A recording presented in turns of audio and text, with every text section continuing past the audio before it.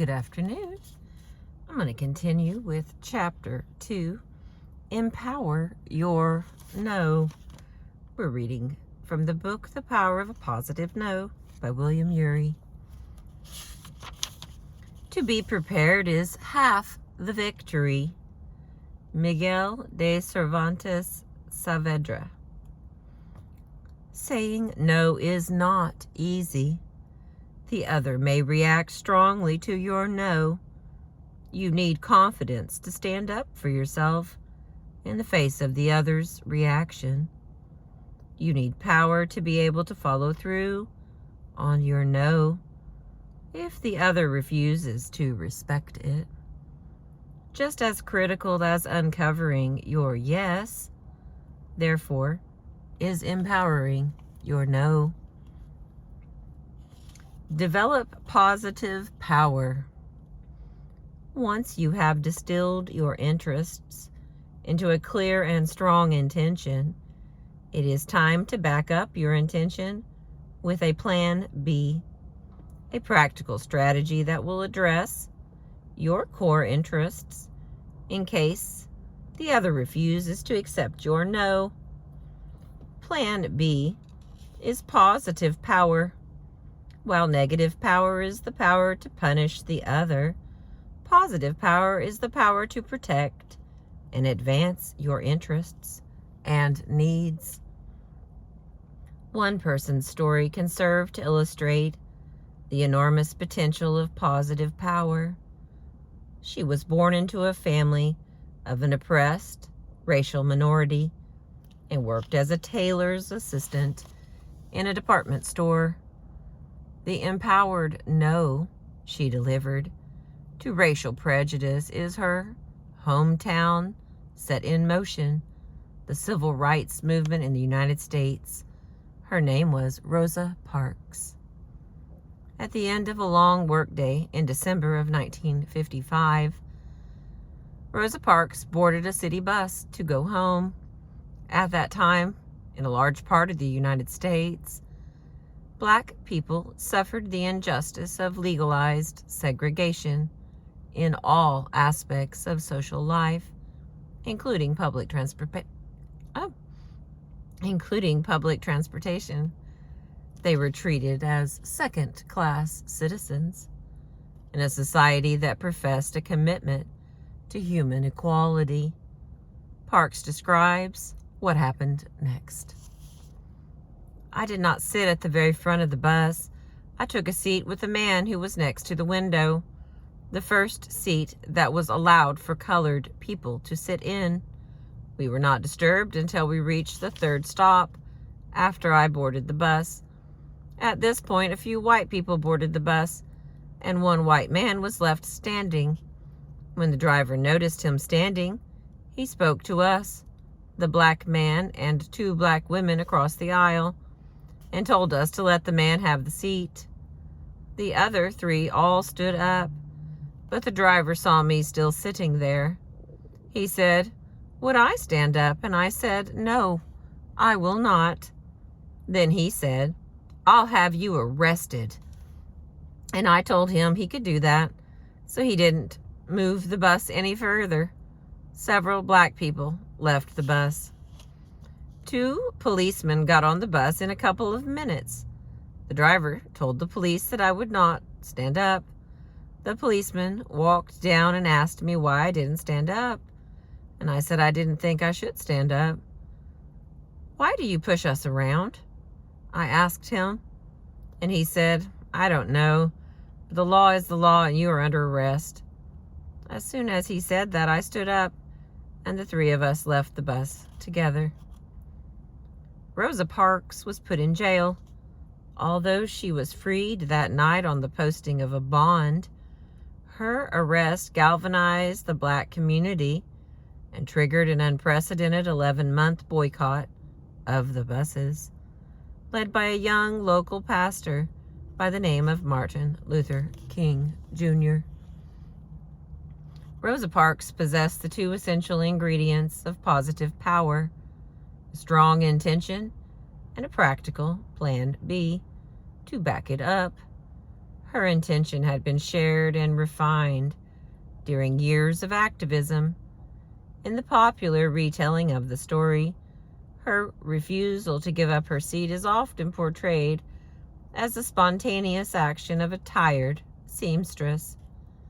In fact, Parks was an experienced and educated activist of strong beliefs, a long-term member of the local chapter of the NAACP, a national organization working for equal treatment for Black people. The chapter's leaders had long been looking for a test case to challenge the legality of segregated bus seating and to win over public opinion with a series of protests. When the opportunity presented itself, Parks and her colleagues were ready with their plan B.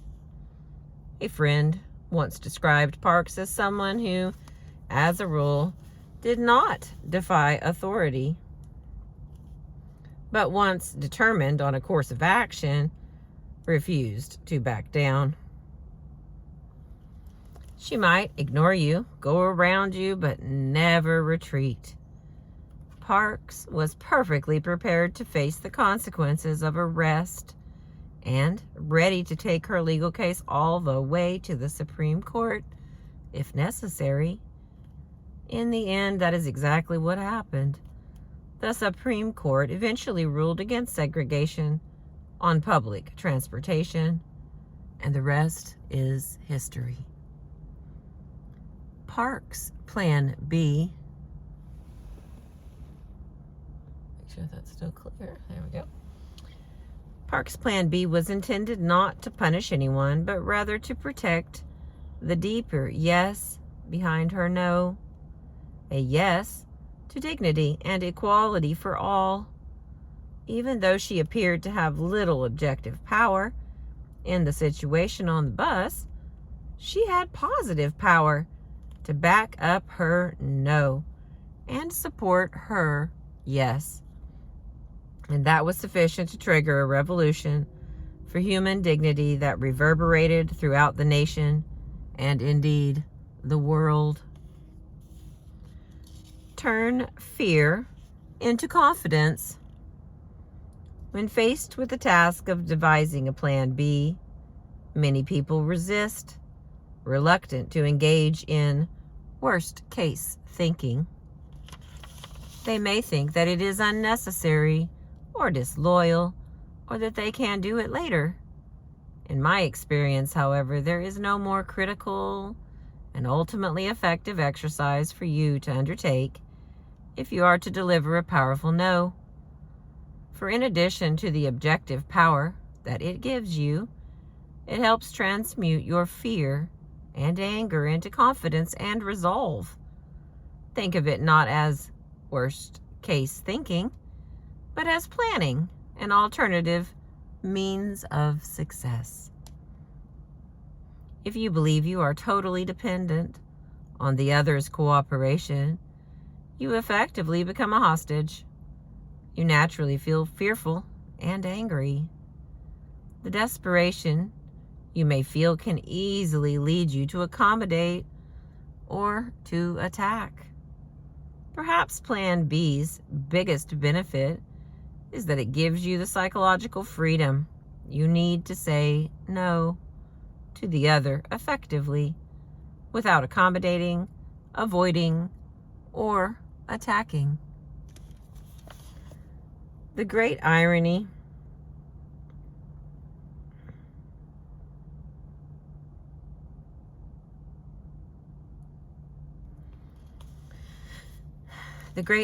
is that the more you need the other to do what you want, the more power you give them over you, and the less power you have to influence the situation.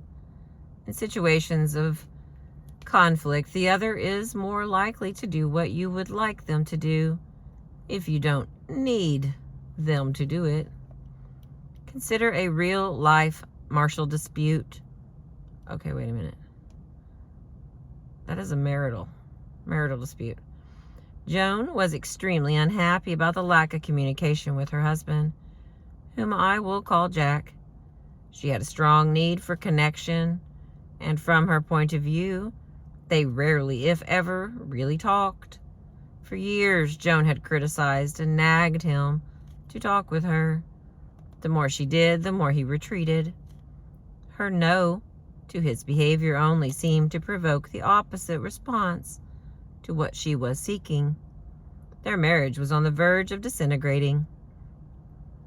After lengthy counseling, Joan thought hard about her plan B, which was to separate from her husband, something she did not want to do.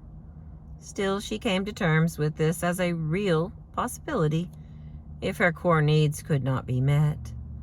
She gathered her courage and stood up to her fears. She then felt empowered to adopt a different and more confident approach to saying no. "I'm no longer willing to accept how rarely we talk," she calmly informed her husband. "And I'm no longer willing to push you to do it. But don't assume I'm accepting things the way they are, because I won't be nagging or criticizing you anymore. For myself, I don't want to be pathetically grateful just because my partner talks to me. And for you, I don't want you feeling pressured all the time by a screeching wife.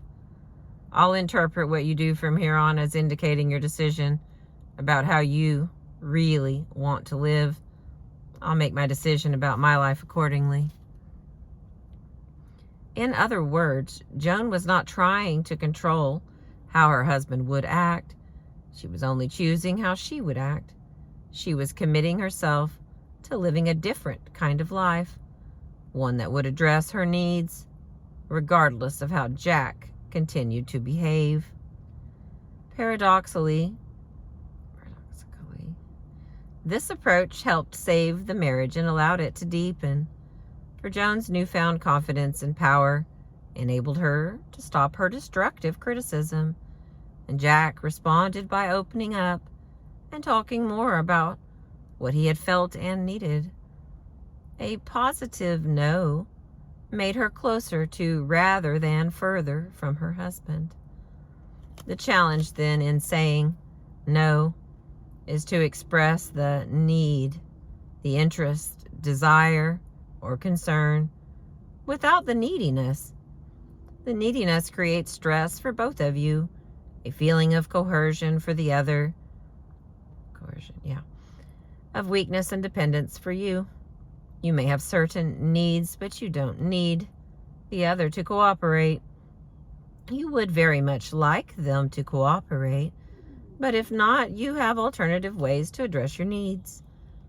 The challenge is to stand up to yourself first, as Joan clearly did. To face your fears about the loss of the relationship or the deal, your fears about what the other might do in reaction or retaliation to your no, and to move on from those fears to taking responsibility for meeting your own interests and needs with or without the other's cooperation.